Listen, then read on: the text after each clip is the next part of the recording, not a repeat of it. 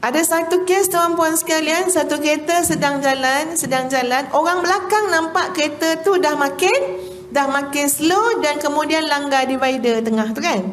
Dia langgar dan berhenti. Ingatkan aksiden.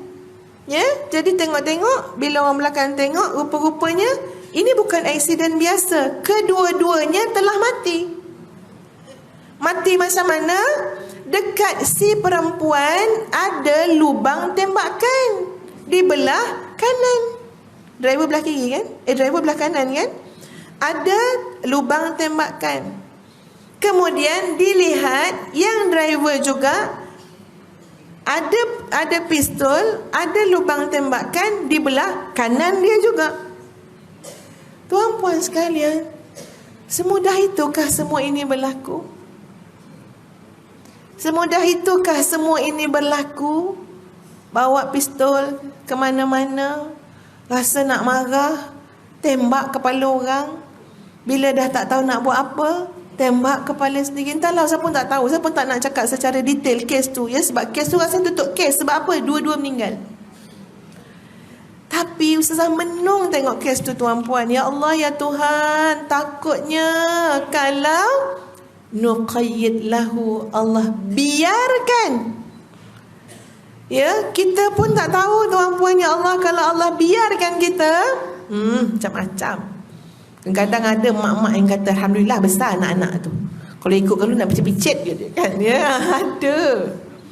Tuan-puan, ada kes ayah hayun buayan anak sampai anak tu terlambung. Tapi alhamdulillah Allah bantu, Allah tolong, terlambung anak tu atas tilam. Ini orang yang berkenaan cerita kat Ustazah. Allah selamat. Kalau tak, jadi kes polis. Kalau kena atas simen, anak kecil tak sampai setahun, punya marah sebab menangis. Hayun sekaligus. Ya, sebaik alhamdulillah jatuh atas tilam. Itu pun alhamdulillah tak berlaku gegaran otak. Macam-macam tu Allah bantu. Ya, sampai dia kata memang si suami menyesal yang amat sangat, takut jadi dibantu. Ya, bang, kalau awak marah bang, awak rasa ni, ambil wuduk bang. Ya, ambil wuduk, tenangkan diri, ingat Allah. Tuan-puan, dan benda ni berlaku kadang-kadang sebab apa? Sebab kita lama meninggalkan panduan Ar-Rahman. Akhirat besok, dia bukan sekadar di dunia. Tengok akhirat besok berlaku satu penyesalan yang sangat besar. Kenapalah setan dengan aku tak jadi sejauh timur dan barat?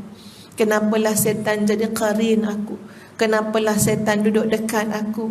Benar, sebab kita hidup meninggalkan panduan Ar-Rahman. Muslimat sekalian, memang panduan Ar-Rahman kan yang memandu hidup kita. Nak bangun pukul berapa, nak tidur pukul berapa, tengah hari macam mana. Memang panduan Ar-Rahman kan yang mengatur kita punya jadual. Betul tak muslimat? Okey, bangun pagi pukul berapa? Tak kisahlah Ustazah, rasa nak bangun.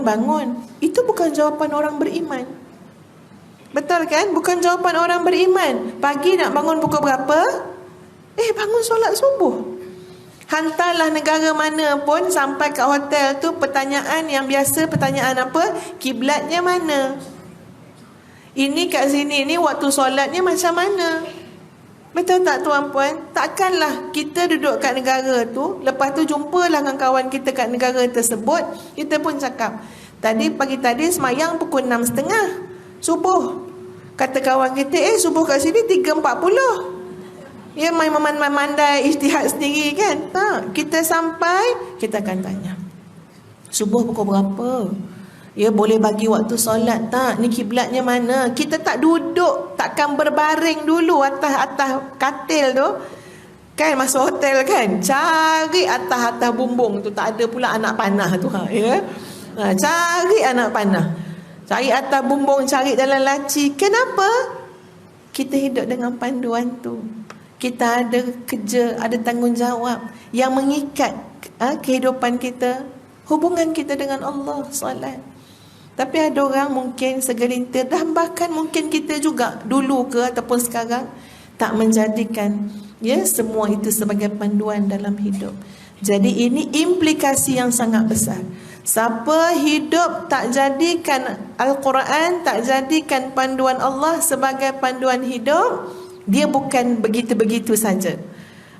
Tetapi nuqayyid lahu syaitana fahuwa lahu qarin. Dan bila menyesal-menyesal, semuanya sudah tidak jadi, tidak membawa makna akhirat besok. Kenapa? Sebab orang yang hidup meninggalkan panduan Ar-Rahman, orang yang hidup pendampingnya adalah syaitan, dia dikategorikan sebagai manusia yang menzalimi dirinya sendiri.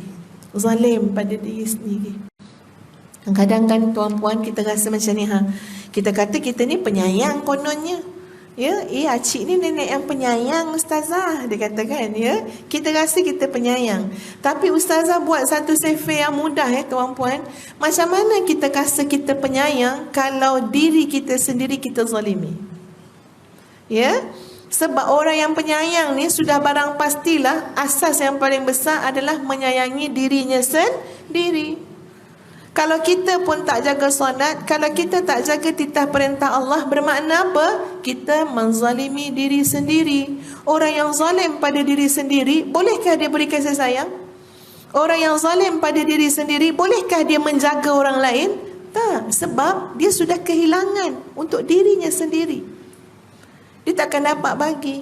Orang yang ada, baru dia boleh memberi. Sekarang dia tak ada. Kenapa kita kata tak ada? Dia zalim pada diri sendiri. Macam mana dia boleh menyayangi yang lain? Dia zalim pada diri sendiri. Apa kemampuan dia nak bawa keluarga dia masuk syurga? Dia sendiri zalim pada dirinya sendiri. Dan harapanmu itu sekali-kali tidak akan memberi manfaat kepadamu pada hari itu kerana kamu telah menzalimi dirimu sendiri. Sesungguhnya kamu layak bersama-sama dalam azab itu. Maka apakah engkau, wahai Muhammad, dapat menjadikan orang yang tuli boleh mendengar? Atau dapatkah engkau memberi petunjuk kepada orang yang buta dan kepada orang yang tetap dalam kesesatan yang nyata? Maka sesungguhnya sekiranya kami mewafatkan kamu sebelum engkau mencapai kemenangan, maka sesungguhnya kami akan tetap memberikan azab kepada mereka di akhirat. Atau kami perlihatkan kepadamu azab yang telah kami ancamkan kepada mereka, maka sesungguhnya kami berkuasa ke atas mereka. Maka berpegang teguhlah engkau kepada agama yang telah diwahyukan kepadamu. Sesungguhnya engkau berada pada jalan yang lurus. Dan sesungguhnya Al-Quran itu benar-benar suatu peringatan bagimu dan bagi kaummu, dan kelak kamu akan ditanya tentang isi kandungan yang telah kamu amalkan. Tengok ayat 44. Al-Quran tu benar-benar peringatan. Dan kamu akan ditanya tentang isi kandungan Quran yang telah kamu amalkan. Amal ke tak amal? Ke baca saja. Ya. Dan ayat yang terakhir untuk hari ini, dan tanyakanlah Muhammad kepada rasul-rasul kami yang telah kami utus sebelum engkau, apakah kami menentukan tuhan-tuhan selain Allah yang Maha Pemurah untuk disembah? Ya, ini muslimat sekalian yang kita cuba fahami pada hari ini, ayat 36 hingga 45 yang berkait tentang Rasulullah sallallahu alaihi wasallam tadi kan. Allah tanya kan, sama ke orang yang tuli, orang yang pekak, boleh ke nak bagi dia dengar? Orang yang buta, boleh ke nak bagi dia melihat? Orang yang tak dapat hidayah, senang ke nak bagi dia hidayah? Ya, sebab ini semua adalah urusan Allah. Ya. Dia muslimat, jangan lupa kita punya yang cerita-cerita sebelum ayat ni kan, ayat-ayat sebelum. Orang-orang kafir ni tuan-puan sekalian, orang-orang kafir Quraisy ketika itu,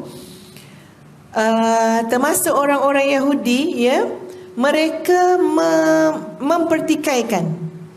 mempertikaikan Rasulullah sallallahu alaihi wasallam dengan alasan begini. Kamu ni nabi tapi miskin. Kamu ni nabi tapi tak pakai gelang, tak pakai emas, tak pakai permata. Dia nak golongan-golongan ni, dia ini sudah merasakan, ya, melihat kalau dia seorang nabi, kalau dia seorang pemimpin, maka dia sangat sinonim dengan kemewahan. Ya, jadi nabi macam mana kalau macam ni, dia kata, ya. Kalau patut Nabi ni orang yang mewah, harta benda Allah bagi, Allah lempahkan daripada langit, dia kata. Sebab tu dia cabar Nabi SAW. Nanti kita akan tengok ayat-ayat yang lain. Nak tengok malaikat. Ya, cakap dengan Nabi, yang mana? Tunjukkan malaikat-malaikat yang ada dengan kamu. Tunjukkan. Macam-macam. Ya, yang dibuat oleh golongan ini.